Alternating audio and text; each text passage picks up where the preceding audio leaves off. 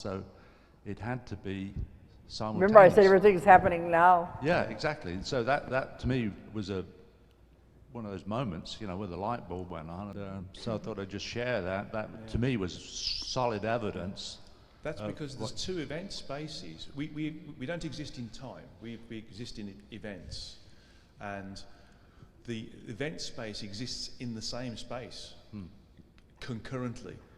So just as Dolores has explained about the different time zones, the two telephones, where some persons in New York and some of the persons in Europe, for instance, and there's about 7 hours difference, the communication is now.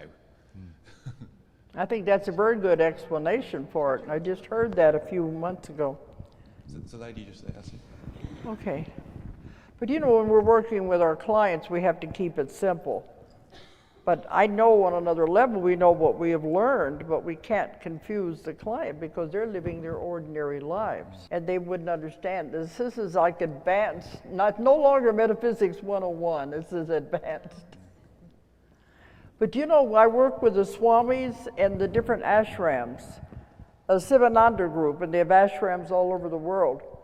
And when I do my lectures, I haven't got into this stuff yet. But even when I've talked about, their students would go up to the Swami and they said, "Is what she's saying true?" And they said, "Yes, before it was reserved for the initiates, the ones who spend their life learning these things.